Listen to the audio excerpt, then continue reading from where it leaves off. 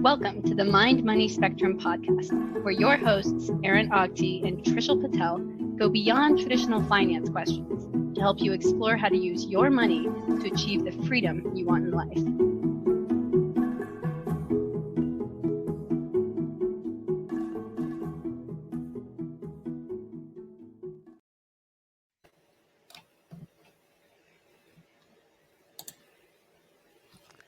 Hi, my name is Aaron Agti. I'm a financial advisor in the Bay Area, and I'm here with Trishul Patel, a wealth manager on the East Coast. Hey, Aaron, great to be here today, and thanks everybody for watching and listening. Great to be here as well. So I thought we were done with our AI and robots are here series, but you and I just started arguing again. As you know, we should probably record this argument. And this is kind of like what I think this one will be the end, because this is kind of drawing out logical, I don't want to say conclusions, but like how we apply our logic to certain premises and extending this out kind of as far as possible. And I'm going to admit this is less based in reality. I think we've discussed that pretty well so far, and really going to be focused on kind of philosophies and thought exercises and trying to like, what do some of the things that we agree on, what are the implications of that, especially as it comes to artificial intelligence, to AI. So I am going to admit that Trishul's research is a little more scientifically sound, even though I disagree. My research is mostly based on movies as examples. So again, acknowledging the premises, but I do think my philosophy is sound, because that's what kind of like by definition, like a tautology. Like, yes, I think what I think is right. But I think this is good. This is a good way to go down this thought exercise. And I use the movies more as examples because they're really good ways for everyone to understand the point that I'm trying to make. So, Trishul, why don't you kind of take a few minutes, explain what your concerns are with AI in the long run. Right. So we started this conversation earlier in the year. I think what the premise for it was ChatGPT, this large language model, basically a really advanced chat robot, came out towards the end of last year for public consumption. It was like version 2.5, and then 3 quickly came out, or 3.5 by the time we were doing these conversations. And we started this whole discussion with how is this going to revolutionize things? And we quickly talked about, well, these are getting more advanced. We talked a little bit about consciousness and free will. I think that ended up being our first conversation. But we tried to pull this back into the financial planning space or the life planning space, just talking about how it might be disruptive to have this type of technology that keeps getting better and better, and how it might start impacting jobs and employment and creating new sources of wealth and stuff like that. So this all, kind of flowed from that notion. And we did those episodes. But what kind of happened very soon after we released those initial 3 episodes that we had recorded earlier in the year is ChatGPT came out with a new version 4.0. And as it turns out, that version is like an order of magnitude even better.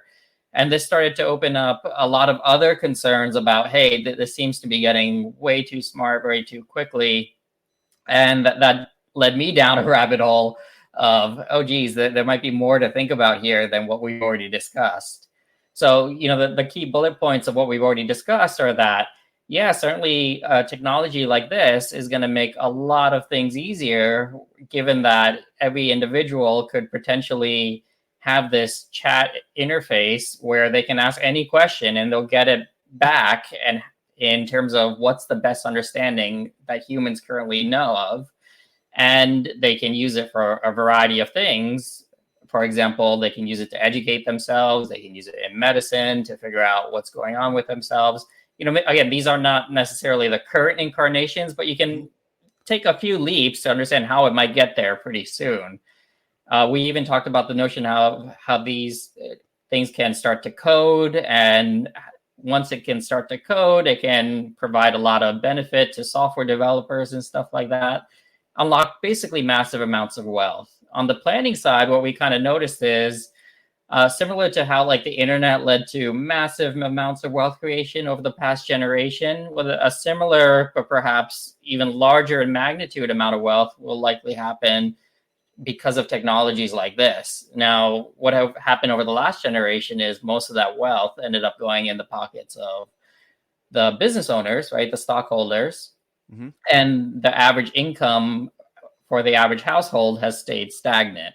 So there's no reason to believe that'll change for the next generation. Basically, just more wealth will be created that'll get siphoned into the investors of these companies, the people who hold the shares, and the average household income might even stay the same, just like it did over the last generation.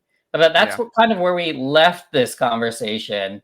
So one theme that we did discuss, though, is these chat robots are getting more and more generalized. They're becoming more and more powerful. And the concept that is coming to light is this notion of AGI, so artificial general intelligence. It's a loosely defined term that kind of says there's this kind of tipping point where if the AI gets smarter in terms of generalized intelligence than a human, and it knows how to teach itself, there's this kind of runaway effect where it's just going to keep getting smarter and smarter, and that kind of changes everything. So I think that's part of where this conversation today is going to lead to, just because that's what has been circulating more heavily given the latest release of ChatGPT 4, and then the realization that 5 could be just around the corner. And we're not talking about little upgrades here. We're talking about orders of magnitudes of change very quickly. Okay. So I think that's the first thing to think about, that if ChatGPT or the AI can teach itself, which is also significantly faster than any human can learn, and it starts growing on this path of generalized intelligence that is exponentially greater than either any human or all of humanity, what does that mean? Right. So it can go a few ways, right? What it might mean, and it's hard even to say in the long run, because we're talking about exponential here. This can all happen so quickly. So, we'll call it the long run, but that could be anywhere from 10 to 100 to 1,000 years, something like that. All of that is a blink in the whole magnitude of things when you consider age of the universe, age of Earth, age of humans, even, right? Okay, so in the long run, air quotes. Well, I can do that now. Air quotes. In the long run, if you have something that's accelerating, there's this big concern that once it surpasses humans, it can start making decisions where you might not really understand why it's making those decisions. And there could also be a point where it starts making decisions that aren't in the best interest of humans. So that this is where one of the fundamental fears comes in. It's known as the alignment problem. And the idea behind that is, how do we know the AIs that are far more powerful than us or align with our well-being? And if they're not, boy, are we in trouble, because they're a lot smarter than us and they can control everything around us. So what happens to humans then? Okay, so I think you first kind of just... So I guess, okay, my counter was kind of, it's like the morality incentive part of it. It's like, you would kind of say, like, this could mean the end of all humans. Like, AI could kill all humans. And our quick example is they just launched every nuclear device because they take over the computers, and so they launch. But like, my first kind of like, why would AI want to risk humanity? Where's any incentive for AI to kill any human, or to damage? Why does this growth of intelligence affect the kind of risk humanity? Right. Well, okay, a few things. One, this may not be guaranteed, but there might be a risk. Call it 1 in a billion, 1 in a million, 1 in 10,000. Who knows, right? Right now. So it's quite possible there's a greater than zero risk. That might even be something we can just agree off the bat on, right? Okay. Okay, right. So then what is that risk? Obviously, that's something that should be considered. But in terms of why, let's talk about the alignment problem in a little more detail. So there's two components to the alignment problem, and I'll define both. The first component is something known as inner alignment, and the second component is known as outer alignment. So inner alignment is when you have an AI, it's trying to optimize things. It has some sort of objective that it's trying to maximize. And what it tries to do is it tries to come up with ways to push that objective forward. And the notion with this inner alignment problem is it's hard to see that the AI is doing exactly what you want it to do, because you have to spell it out in such a way that there aren't edge cases where it over optimizes on the thing you're telling it to do and it leads to unintended consequences. So you have to be aware of all of these things if it's going to go off. For example, with capitalism, for example, the notion of a capitalist society is to maximize shareholder value and increase wealth for individuals, right? And yep. This is actually a fair distinction, because I agree with unintended consequences, but I think the point of capitalism is you are creating incentives for ingenuity and creation and invention. Right. That any individual who can provide some outsized benefit to society, they are financially rewarded for that. Yeah, and the free market is supposed to handle pushing this capitalistic notion forward, right? It's supposed to burn out inefficiencies and create this sort of optimal growth trajectory. However, there can businesses fail, good businesses thrive, right. all society benefits.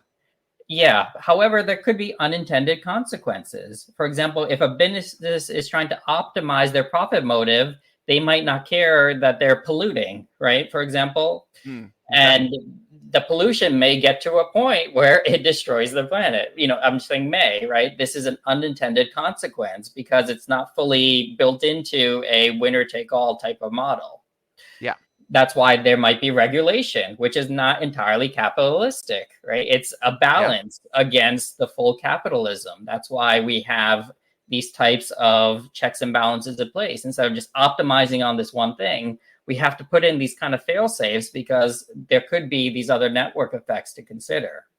The old fashioned ones, this is why laws against monopolies exist. That it was, I don't want to say too easy, but we saw specific examples of wealth being concentrated too small or among too few people.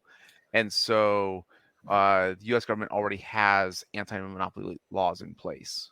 Right. And it's, kind of like the foundation for a progressive tax system, right? The notion that you want to make sure the playing field doesn't get too uneven, even though it's against the fundamental rules of capitalism, where you wouldn't have all of that. So you have all of these checks and balances that you have to put in if you're optimizing on something that should, in theory, be beneficial. And the notion here is with anything you optimize on, you can't just pick a parameter and let it run with, because there's going to be these consequences that you need to consider. So that the same is likely true with this inner alignment notion, meaning even if you figure out what you want the AI to do, you need to ensure that it's doing that without leading to these unintended concerns. And the concern is you can't exactly know what those unintended concerns are. Because it's hard to predict all of these things. It could just go off and start doing these things that it thinks are in the best interest of the optimization strategy, but it could be leading to all of this pollution in the background that It may not be even visible until it's too late. So that's part of this inner alignment concern. And the tricky part there is it's hard to interrogate the AI and, say, here's the thing that I want you to align on. Are you specifically doing this perfectly? It's hard to ask that type of question. And this is a part of where a lot of our understanding needs to come into play. For example, you can think of it like a black box, like another human. You can tell a human, this is what I want you to do, and it can nod and say, yeah, I'm going to go off and do it. And you can ask it, are you really going to do it? Exactly, right? But there's some uncertainty there, right? But the tricky part here is that human is 10 times smarter than you. So it can open up these types of concerns with inner alignment. Okay, so Yep. You're saying an AI could effectively lie to humans. It could, because it might think that it's lying because it's trying to optimize something. And if it tells you the truth, it won't be able to optimize that thing as well as it could if it told you the truth. Okay. So here's my first movie example. When I thought of World War Z, and there's a line, I believe it's Israel had built this wall around the city, and like, how did you predict this? And they went down this path of like, we were so concerned about every possibility, like you said, like the Batman versus Superman thing. Like, there's a 1% chance of it happening. We have to treat it like it could happen. So they were prepared for this extremely unlikely event. And here I'm thinking, like, why can't we have other AIs that are optimizing on preserving humanity, or at the very least stopping other AIs from accidentally harming humans? Where it's, I would think it's almost like the because the accidentally hurting humans is almost like a byproduct of this AI1 is optimization, but it's because the byproduct is not the primary function. AI2, the primary function is making sure that those byproducts don't harm humans. So I feel like that if there's kind of similar levels of intelligence between two AI systems, then the one who's optimizing for that priority would probably outweigh the, like, I don't know if AIs can think in terms of like time and energy spent kind of thing, but they're spending more time and energy preserving it, whereas this AI1 is not spending as much time and energy harming humans. They're doing it on this other thing that it's optimizing for. Well, okay, so let's pull in the outer alignment concern into this, because this touches on what you just mentioned. So we mentioned the inner alignment issue, and that's you have something that you want it to do. How do you know it's doing that thing, right? Yeah. And it's not causing other issues. That's inner alignment. Unintended consequences, I want to say, are likely, but they are, like, we can't predict them, and they happen all the time, but we don't know if we don't know what they could be. We can't, like, that's why they're unintended. Like, we cannot make any viable prediction of how this would work out. Sure. Yeah. So that's inner alignment. So outer alignment is the concern of, well, first of all, we got to decide what that whole optimization parameter is. Like, what are we trying to optimize here? And we as a humanity need to all agree on that. For example, like you just said, don't harm other humans might be one of those parameters. But as you can imagine, there's a few issues with that. One, you got to get the whole planet to agree on these are the things we care about. You can imagine how hard that is. There might be low-hanging fruit, but there's plenty of things that there's so much gray in all this that we just don't agree on a lot of things. So the concern there is, well, don't harm in what way, right? Don't harm financially, or don't harm emotionally, don't harm religiously, right? So all of these things need to actually be hammered down before you can even think about the inner alignment problem, because you got to figure out, what do you want to optimize here? So getting the entire planet to agree about, here are the core ethics and morality concerns that we want to instantiate within every single AI on the planet is the outer alignment problem. Okay, so that's like the iRobot imprisoning humanity to preserve humanity. Right. Yeah, stop punching yourself. Kind of, yeah. Okay, so that could be an unintended consequence of AI too, in my example.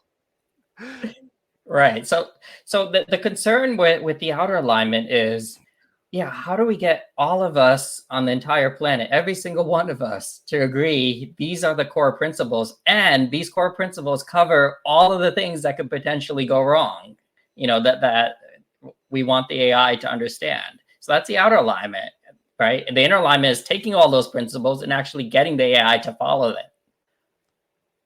Okay.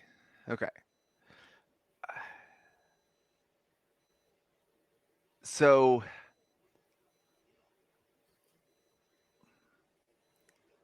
I guess I'm trying to think about that idea of probabilistically thinking, like future paths is that like the most likely thing to happen versus that non-zero worst case scenario chance. Mm-hmm. And it's like even if we can't get all of society to agree, could enough like this is it's almost like a cold, like I don't say a Cold War situation where it's like we're not. It's not humans versus humans using AIs as tools. I think that's different. It's like you said, it's humans not being able to agree on the morality. Where, let's say for this exercise, like for all intents and purposes, humans on the planet agree we're not going to try to harm each other. We have this mutual incentive not to harm each other. Okay, it's the war games first actor thing. It's like okay, and like as long as neither of us start, then we're fine. So all humans kind of agree we're trying not to harm each other, and they are kind of aligned in this idea of not letting AI kill everyone or harm everyone. I guess so. First, like, do you understand, and or is that an acceptable premise, or is there like something else that I'm missing there? Well, here's the tricky part. For example, all humans would probably agree upon that. Let's create a society or a planet where we all can't harm each other. However, a lot of us are going to say, but we still want the ability to. We still want the nukes, right? We still want the AI that could do that, but we won't do it. It is where we are right now, for example, with nuclear proliferation. And the corner that we're in is, well, that basically means enough superpowers have nukes to destroy the whole planet. But the analogy here is these aren't nukes, these are AIs, and it's not only the superpowers that have it, every single human has a dozen of them. Okay, so we're there's so I think it's again it's different than I think it's different than the nuclear proliferation, because it's not humans using AI as a tool to harm other humans, and it's humans not being able to agree on how to prevent like the outer alignment of AI. So like, that's why I say it's not AI as the tool; it's AI as the enemy or opponent kind of thing. Well, there's a couple issues here. One is, how are you going to make every human agree to abide by the rules of the Okay. outer So yes, alignment? I think that's a separate but important issue.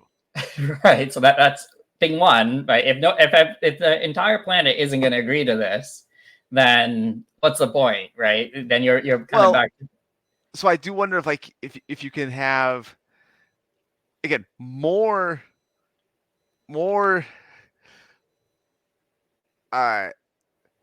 investigative, like good actor humans and AI technology resources, like you have more of them against fewer suicidal terrorists AI, like aligned. Like could that could just the more outweigh the few as they that is humans using AI as tools. That is, yes. You can kind of think about it as the planet is this organism with like an immune system, right? And the good AIs are trying to fend off any other bad AIs from infiltrating, the immune system. Yeah. And if the bad AIs infiltrate too much, then planet or organism ends, right? And if not, then the battle isn't over. It just continues in perpetuity.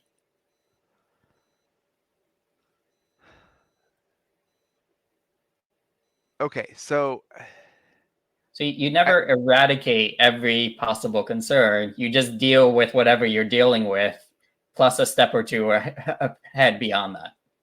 Which I think was my kind of original point. It's like AI isn't going to create a utopia and isn't going to destroy the world. It's going to feel a lot like the world is now. It's just really, really messy, but it's a different kind of messy in a different way, and there'll be unintended consequences. But it's the ATMs making bank tellers more valuable because they had higher level services. It's Star Trek being able to explore the galaxy because they didn't need to spend time creating food. It's I had one more movie, but I lost it. But it's that it is the horses. It's the horse manure in New York City being replaced by cars.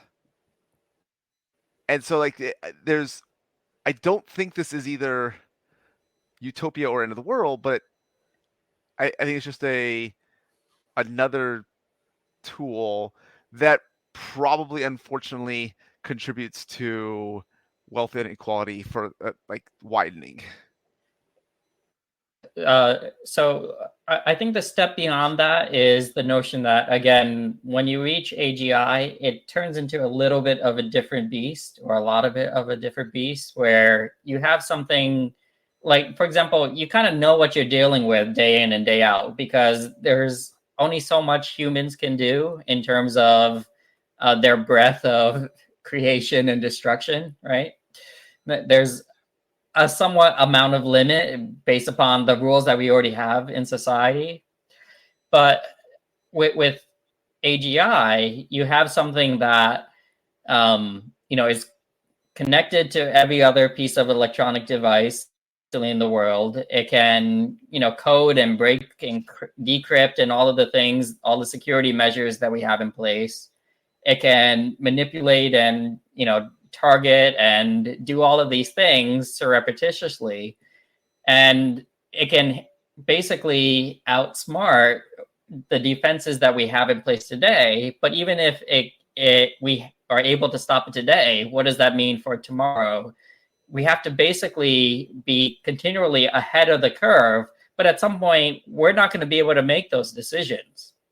It's going to be beyond our capacity to not only react quickly enough, but to even come up with the decisions themselves, because we're playing, a game of 3D chess where, the AIs are playing 5D chess with each other.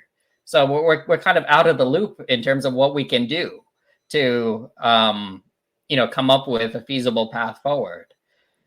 So with the alignment problem, the notion is, if the AI, just one AI on the planet, again, there could be billions of these, but if just one AI decides to go rogue and is able to do enough damage such that it does enough before it's detected, it could lead to catastrophic results.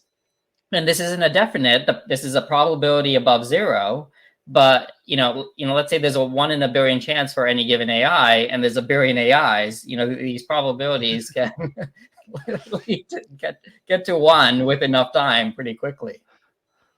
someone's going to win the lottery. Right. Yeah.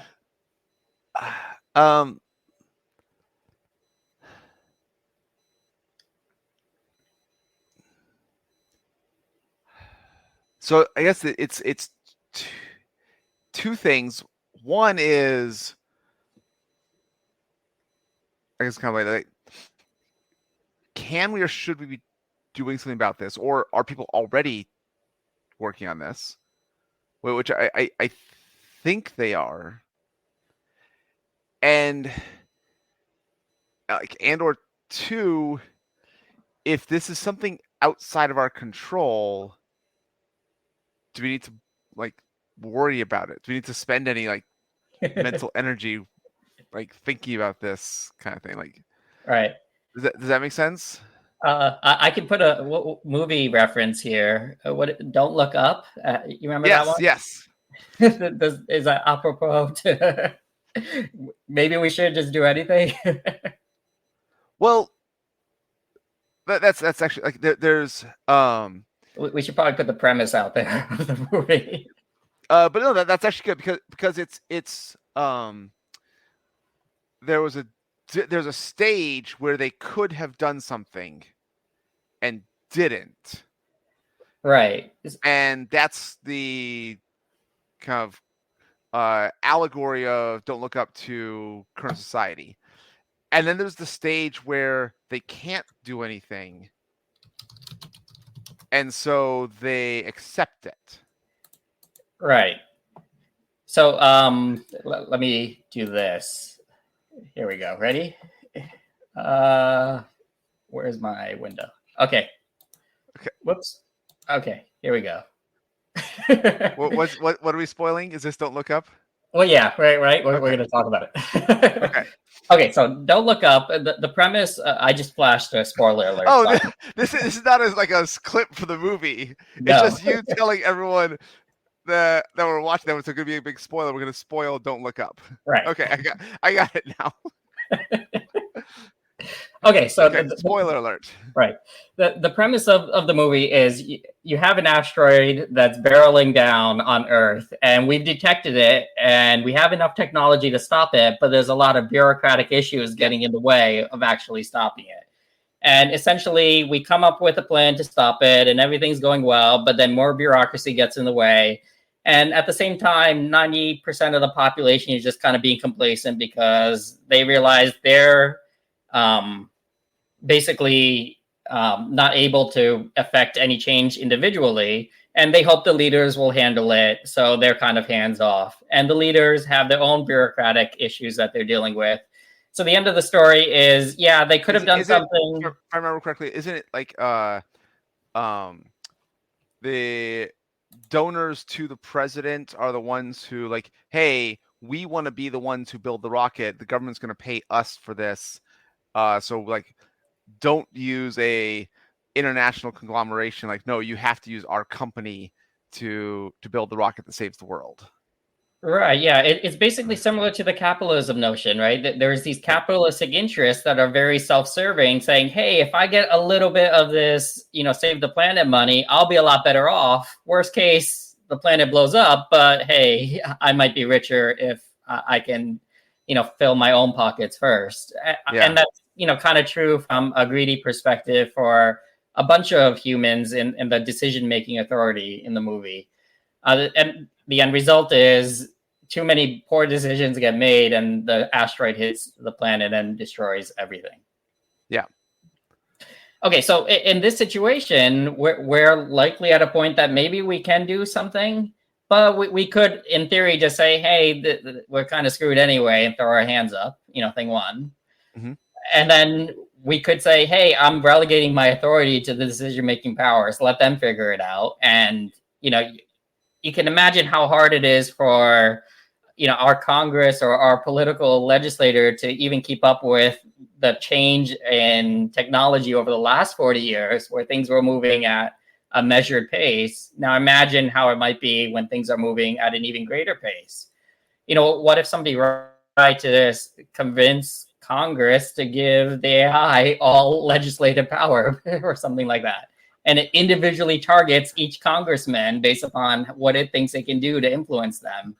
For example, getting this congressman to agree because he's going to get all this special interest money and so on. Tipping the scales by 8 or 10 congressmen could make that decision happen. And now AI is in control of, lawmaking authority in the U.S. This is just a small. Well, but because it's I think it's a Crimson Tide problem where even if the AI says launch the nukes, humans can still apply judgment and choose, no, I don't think we're supposed to follow those instructions. But you're saying that it's not that the AI will go in and I could see they messing up the stock market kind of thing because so much of that is computer controlled. But you're saying that they're going to use current systems to influence legislators in a way that may not be predictable. That's just one out of a million examples of how this could play out, but or call it a billion, right? But in that example, it's using like social engineering and incentives and motivation and stuff like that. All that we realize AIs can already control, right? A big part of the concern with the social media outrage over the last decade or so is what we saw playing out is unintended consequences. The AIs for social media were designed to increase engagement. They were saying engagement. And what they ended up doing is the AIs realized, hey, if I make people angry, they get more engaged. Did it care that it makes people angry? No. Yeah. But it did increase engagement. So more money flowed to those companies. Did the companies really want to make people angry? No, right? But the AIs didn't care. Again, it was just told to increase engagement, and that's what it did. So it's one of those things where if we tell the AIs don't harm any humans, and the AIs realize, hey, if there's no humans, nobody gets harmed, right? Problem solved. Again, that's an easy one to figure out. But my point is, there are billions of other things that we aren't going to easily figure out that we need to stop as well to stop the alignment problem. So back to the original, don't look up analogy. It could get to a point where, you have this effect of what are you going to do? Let's just sit back and let it happen. Here's what's happening currently. For example, there was this open letter that was sent out after ChatGPT came out calling for a pause in AI research until we figure out more of this alignment stuff, right? Mm-hmm. Because the issue right now is we've actually got very good at figuring out how to make AI better. Okay. We've got very good at figuring out how to make them more powerful. However, we're trailing very far behind on the alignment concern on what's actually going on under the covers.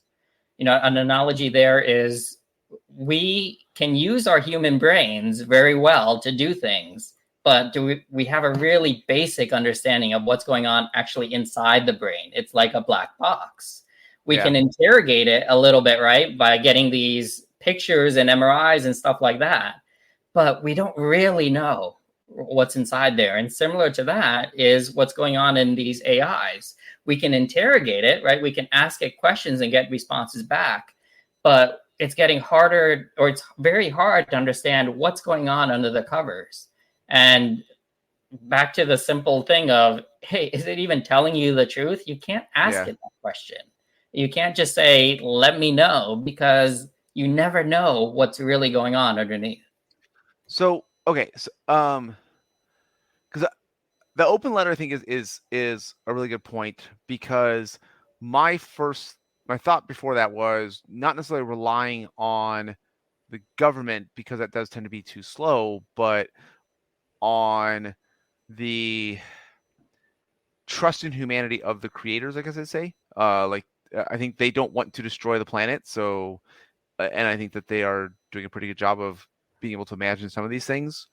But like you said, if it gets to a capitalist society, we have multiple companies trying to get the first next level of AI, because there is a first mover advantage to being clean Kleenex or Xerox, and the capitalistic nature might get in the way of that pause.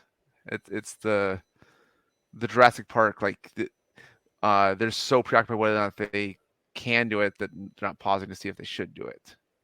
Yeah, I mean, you can imagine the goal of the companies is to increase shareholder value. Even though you might have very thoughtful people in charge of those divisions, at the end of the day, they need to make a decision. How much do we allocate on advancing the AI, and how much do we allocate on AI safety, right? Quality assurance. So, okay, reading this thing might be bad podcasting, but I think it's worth the discussion, because this is something a friend sent me. Is from Matt Levine of Bloomberg, trying to explain the funding structure for OpenAI, the creator of ChatGPT, from Microsoft. Mm-hmm. And because I think it's one indication of what you're talking about, like of not necessarily trying to maximize shareholder value. So this is in step order. The aspirations of a person starting a business probably go something like this. In the beginning, owner makes negative money, has to put her own money into it, paying expenses. Doesn't make any revenue. 2, business starts bringing in money, costs her less to run it. 3, business starts fully covering its costs. 4, business starts covering its costs and paying out some of the profits to its owner. She can use money to pay off credit card bills, buy groceries. 5, business starts paying its owner more, now buy a nicer house, put her kids through college. 6, business starts paying more, now she uses the money for yachts, sports teams, and her kids' documentary films. 7, business starts paying even more. At some point, she runs out of possible consumption activities. At this point, it's traditional for the owner to devote herself to philanthropy. Profits of the business go to fund good cause that she chooses. In capitalist society, when we create shareholders, that's what. So this is a model of that company that goes public. When companies go public, those shareholders, because there are always kind of more shareholders than yachts, it's kind of a public company has this unlimited capacity for growth, unlimited appetite for growth. We're always trying to maximize shareholder profits. And so I said infinite appetite for profit, because one owner can have one yacht, but hundreds of thousands of owners can't have hundreds of thousands of yachts. Well, maybe need more. So what OpenAI is doing with Microsoft is Microsoft invests $10 billion, and OpenAI is going to put a cap on the profit sharing. I think OpenAI pays back Microsoft 75% of the profits until its initial investment is made, and then 49% of the profits after that, up to a cap of, I think, 20% per year, starting in 2025. And so it's the idea of it is possible to both satisfy the investors, and this, I think, is a sign of the constraint. The funny thing is, like, at the very end, and then OpenAI's AI, being intelligent, reads the contracts, does financial analysis, bides its time, takes over the world 20 minutes before Microsoft gets its cap return. So it was like, I think it's a good sign that the OpenAI, the company, is thinking of things like this. Maybe not this conversation we're having, but trying to understand, okay, we want to kind of place our own regulation, our own cap on profit and capitalism, to hopefully create this scenario where we can pause.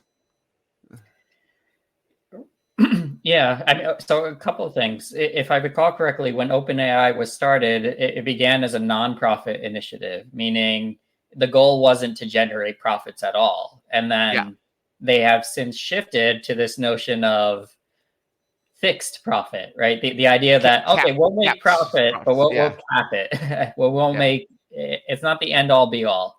So it's like this middle ground, right? This not fully capitalistic, not fully nonprofit. Okay, good, right? Sure. But a couple things. You got all these other capitalistic companies out there. What's to say all of them are gonna stick with what they're doing or switch over? There's no incentive for Google to turn to fixed profit, for example. And the other thing is, every company is gonna have to decide, how much do I allocate towards making the AI better versus making it safer? Making it better will increase profits, right? Safety is one of those things that it's like the redheaded stepchild, right? It doesn't get the full attention it deserves because nobody really cares until things go bad, right? And the shareholders have a short mindset. They care about the good, and they'll like to blame you when things get bad. But the internal stakeholders, the decision holders in the companies, they're going to have to decide how much do they put into effect for making things better versus making things safer. And that's a tough line to balance, right? Currently, every time you open your password manager, and have to go two-factor authentication, there's a spectrum between convenience and security. Sure. If you want to be, it's really inconvenient to be really secure. Yeah, and we know all businesses need to make this type of decision. The concern here, though, is the stakes can be higher when you're dealing with something that the unintended consequence of not handling AI safety well is humans disappear, or something like that. So, for example, there's a couple of concerns here. One is every company that puts out AI has to devote something to AI safety. How are you going to get every single company on the planet to devote enough resources to AI safety?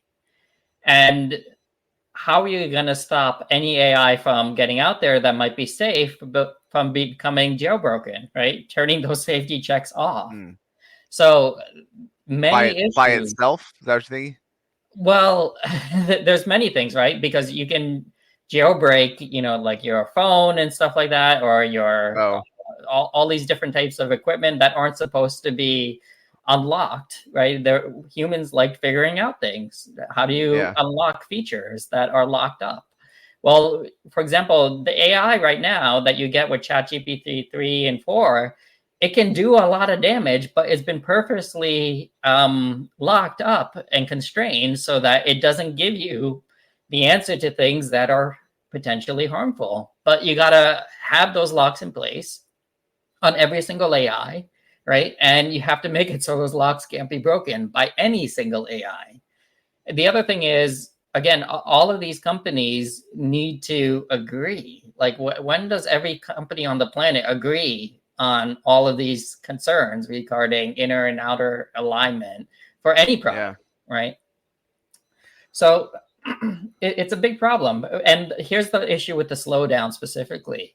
The concern here is, okay, you're going to rely on the good companies to slow down. What about the bad companies, right?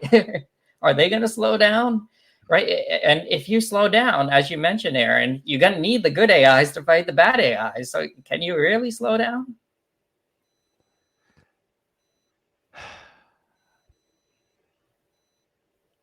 Okay, so I was much more optimistic coming into the conversation. I guess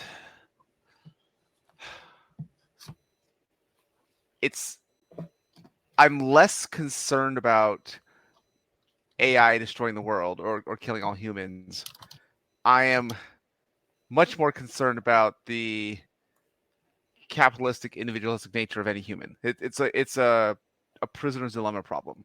It's like people have to mutually agree to restrict themselves for the benefit of everyone, including themselves, when it is really easy to make a decision to advance themselves individually, even if they are, because they don't know that they're hurt in the long run.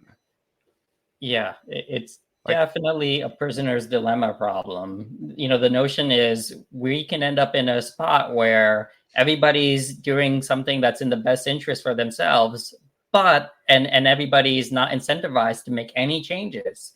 However, those decisions end up being entirely not optimal to the point where it hurts everybody.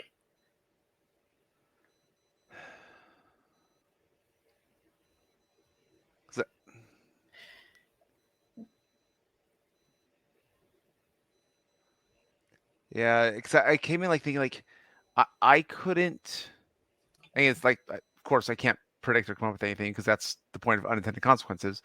But I couldn't get the translation from AI optimization to any incentive for harming humans. I remember you making a comment like, if we are the ants to AI's humanity, it's like they're not trying to hurt the ants; they just don't care. Right.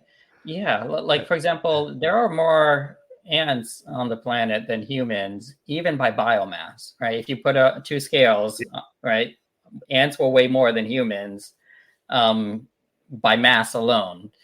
And when humans go out to make a home, when your home was made, Aaron, the contractor came out, did his survey. Did he really care about the ants, or did he just bulldoze over billions and billions of ants because he just didn't care? Yeah. But I don't know if that helps my argument or hurts my argument. Because like, there's still more ants than humans. Doesn't matter. Right? But it's like ants as a, I don't know what, like, is there a word for like humanity? Like all the ants collectively, they're still thriving, I guess I'd say. They are. Right now, they're not an issue for us, right? If they ever were, and we could snap our fingers and all ants would disappear, then here's another, mosquitoes, right? Here's another example. We can't actually, we're learning to genetically engineer mosquitoes so they don't spread malaria, for example. We're reluctant to genetically engineer mosquitoes so that all mosquitoes die, because that can have ripple effects to the ecosystem. Yes. However, let's say we solve that problem and we realize, hey, we figured out how to get rid of all mosquitoes and not affect the ecosystem. All we have to do is push this red button. Okay. Okay, so I guess,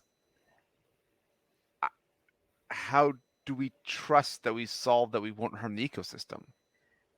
Well, we're optimizing on where the AI's here. We're optimizing on things that we think we are confident in. Okay, so I guess here's how we do it. We do it in one area, right? And we say, hey, no ecological damage for the next 100 years. Great. Let's try it in another area. Okay, let's do it everywhere, right? Something like that. Okay. Hey, we killed off all humans in Florida. Nothing bad happened. Great. Where did I have to go? Okay.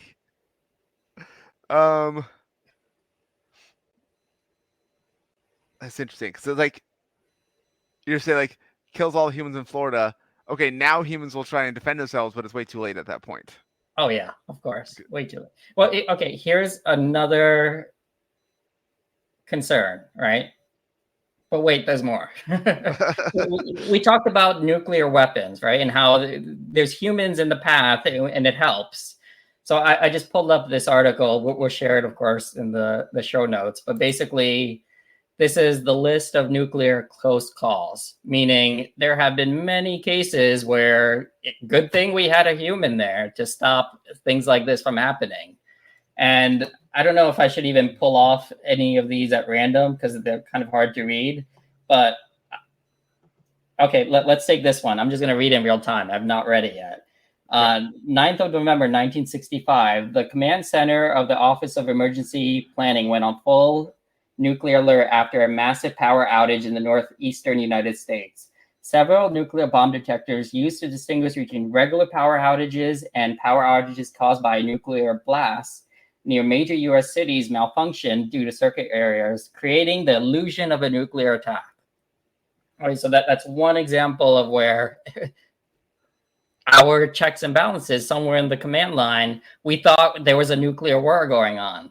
Yeah. And this is maybe a dozen cases of this happening with just nuclear weapons alone.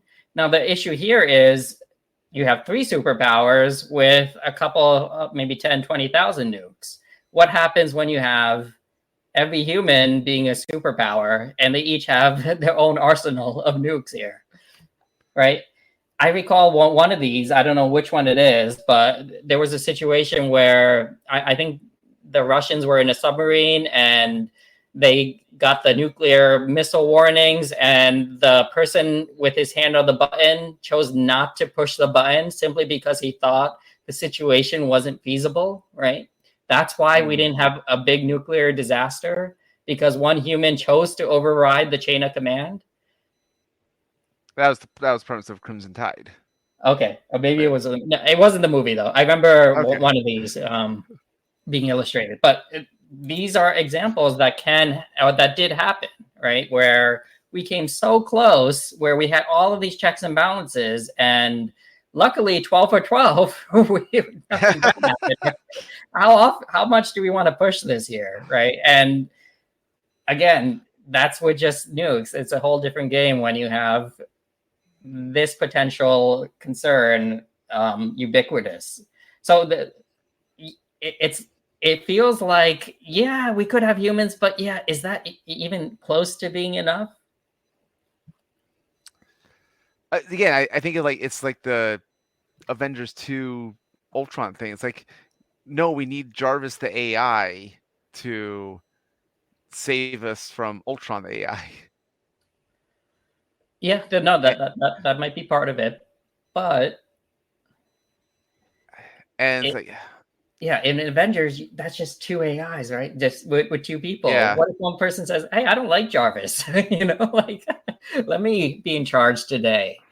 The example I put forward is, for example, in the U.S., we have this horrible issue with mass shootings in schools and stuff like that, where you have essentially like teenagers or grade schoolers killing other grade schoolers because these teenagers, they haven't fully developed yet. They don't really understand the full consequences of their actions, and they're perfectly okay sacrificing their own lives to take out a dozen other kids, right, to get points in their mind. And what happens when every teenager of the planet has the capability to not get an AR-15, but to get something like this, where they can do far more damage for far less intrusion, and not even sacrifice their own life in the initially, or maybe they do and they don't even care? How do you stop that happening on a global scale? And again, I do think it's more computer resources. Again, I don't know how to quantify if the time energy spent by one AI is that greater than another one. But if you have more of that trying to stop it, would that work? I guess we're kind of assuming they are equally intelligent. I don't know, that's been one of the premises. Every AI there's lots of them, but they're all equally intelligent. Well, even with us and the mass shootings, we're all equally intelligent. We can't stop it. Or why haven't we stopped it? Like, what's going? Why can't we stop this problem where we don't even have the super intelligence yet?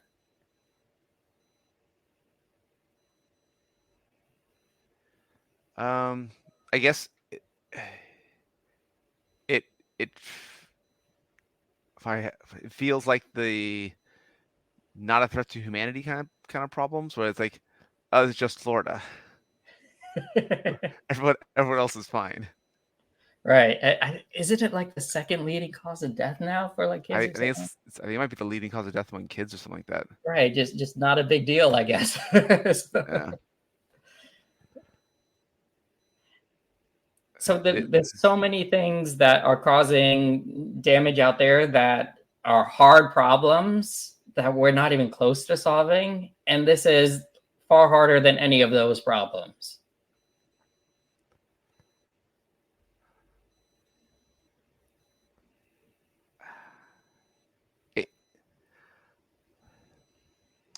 So I guess it's almost. I think it's like you said, like the scale of the universe kind of thing. It's like almost when it's like an evolutionary problem, so where throughout all of human history, everything has worked out because of some other new technological change that has solved past problems.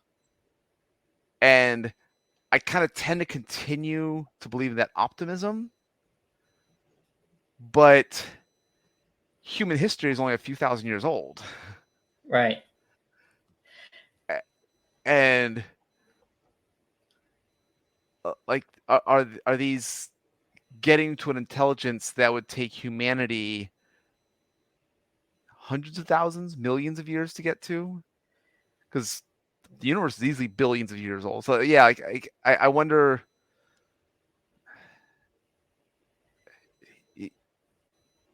At what point does it kind of like break even? Like, oh, it's no longer can just rely on human ingenuity.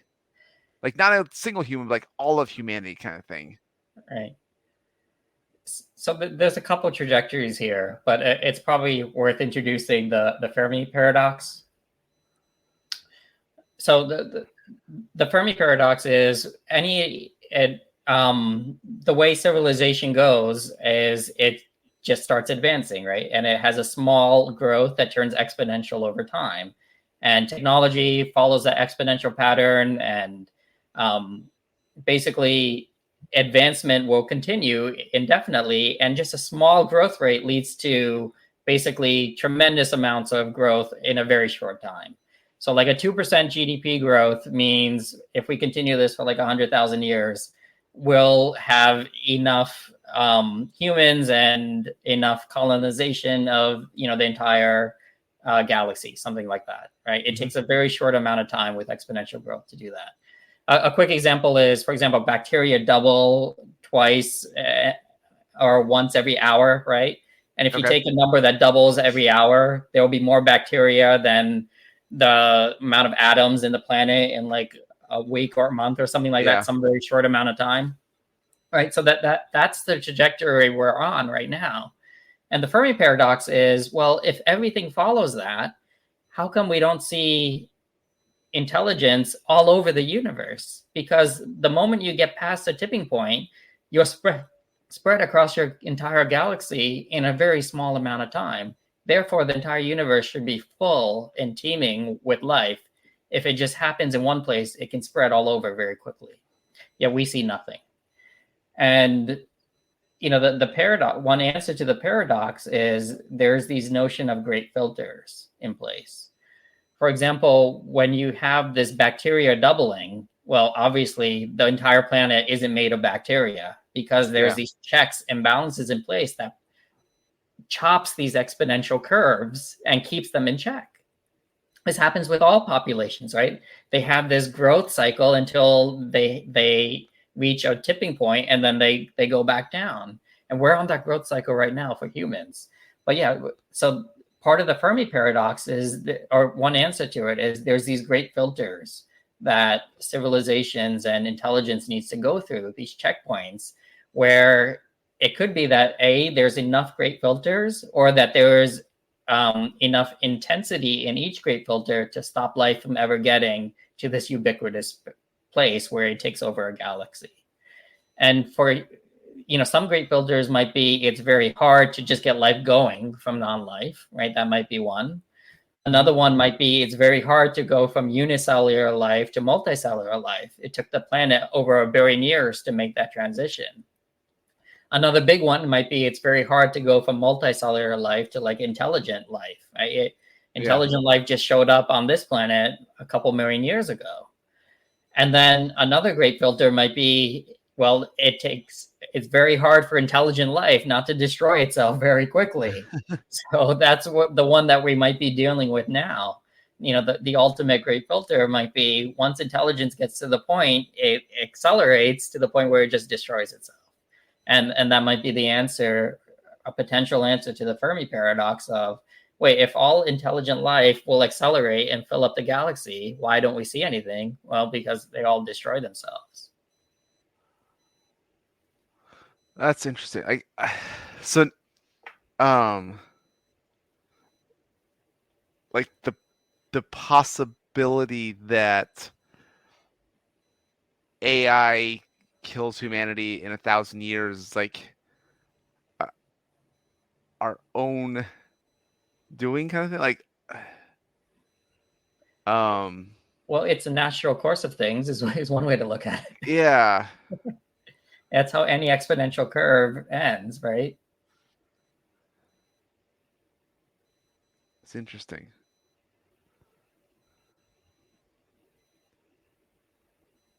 So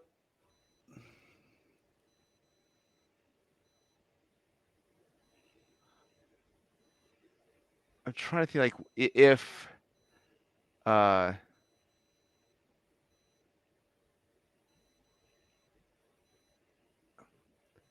trying to, like, now, like, think about, like, the rules of optimization kind of thing, just like some very introductory premises, like, I was like, can we just preserve humanity? Like that's an optimization for humanity.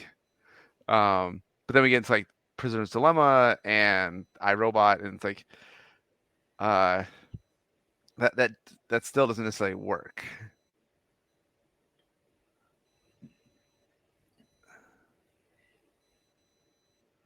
It's one of those things where this problem is here, and it's here today. That's kind of the issue. And just like the asteroid that's barreling down at us and don't look up, it's on its way.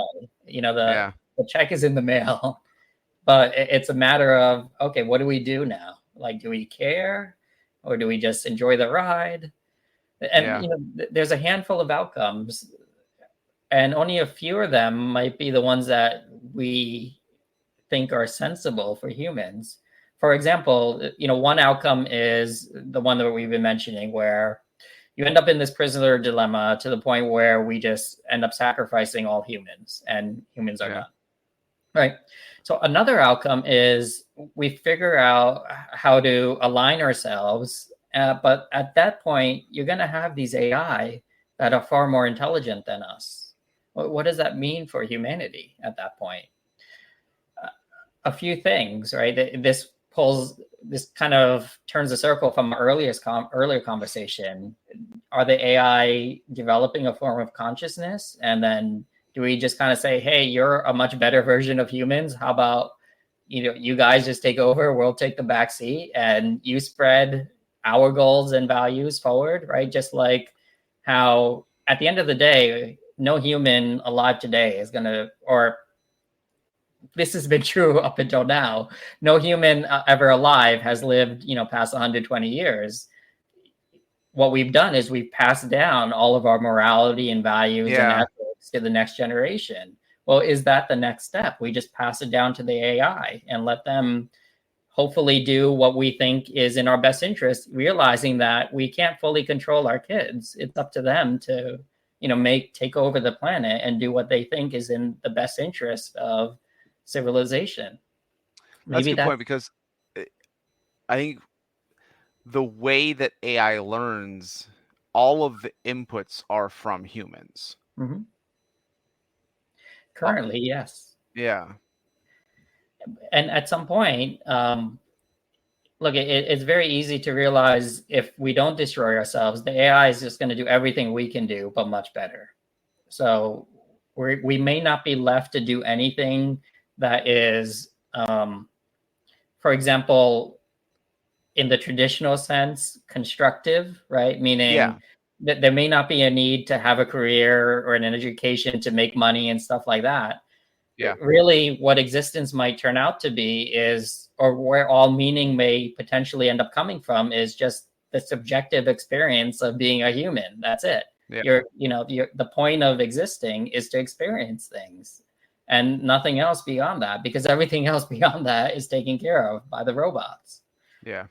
So at that point, but we just focus on that, and the robots do whatever they're going to do with the hope that they you know, they either have our best interests and keep us around, or we instill our best interests in them and they continue forward.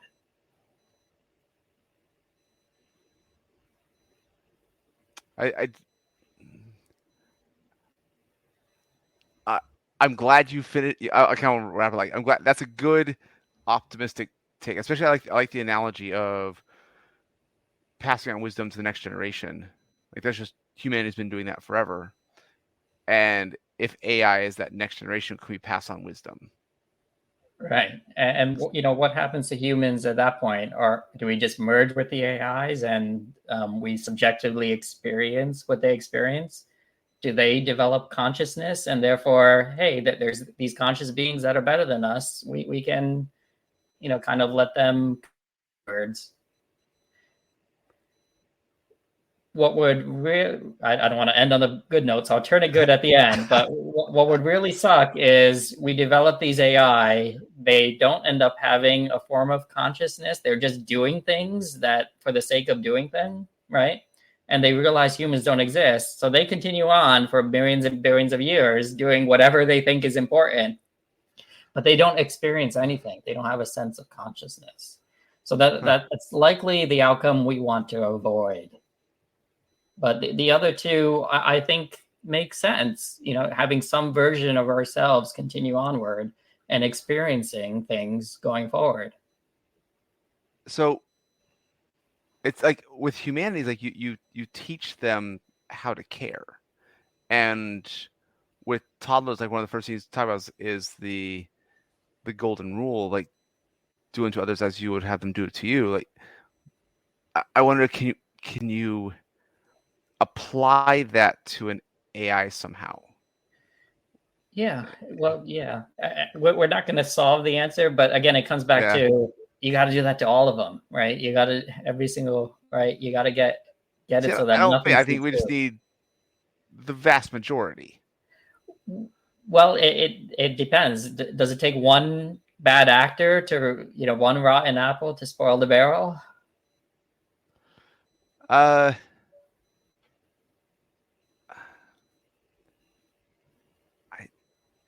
History says no. Like, there's still lots and lots of apples. Great Filter says yes. Yeah. So yeah, it's like that's why I say, like, it's almost like what's our long term now? Is it 10 years, 100 years, 1,000 years, or a million years? That's a totally different conversation for every day. Like, will humans still be around in a million years? Yeah. That's why, like, that I think that's a succinct way of phrasing it, is that it could be AI is the cause. We don't know that, but it could be. But just the idea of, will humans as a whole, are we like self-damaging enough that we won't be around a million years, or is there enough optimism that we will be? And whatever the answer to that question is, probably the same as the answer to, like, will AI kill us or not?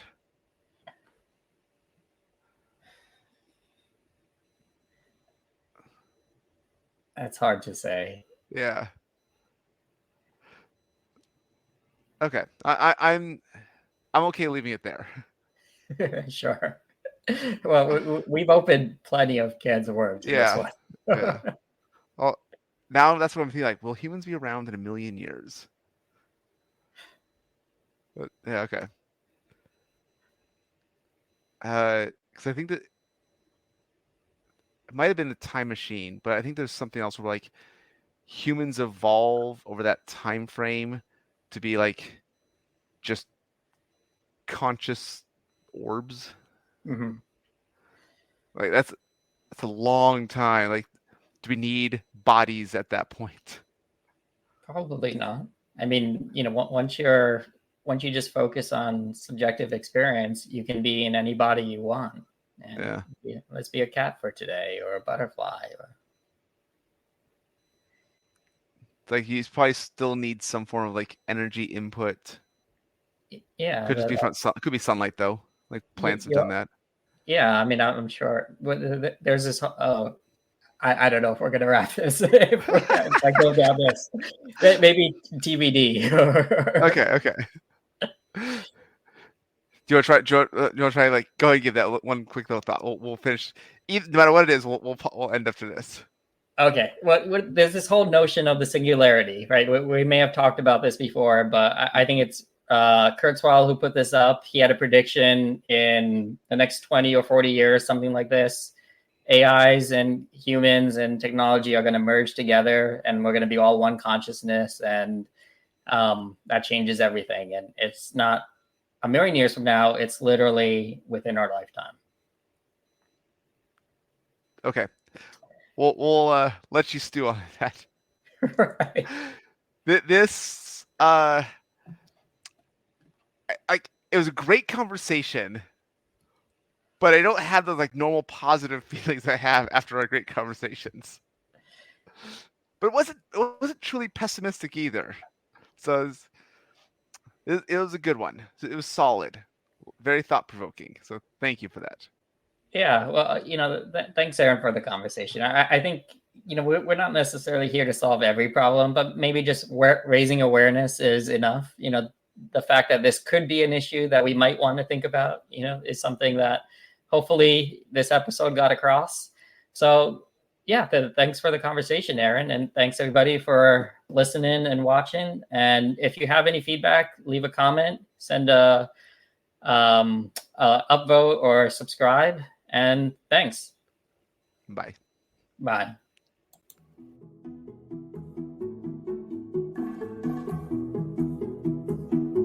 We appreciate you joining us today for this episode of the Mind Money Spectrum podcast. Be sure to visit mindmoneyspectrum.com to access the entire library of episodes. Remember, it's not black and white, but the wide spectrum of gray area where you get to pursue the freedoms you want in life.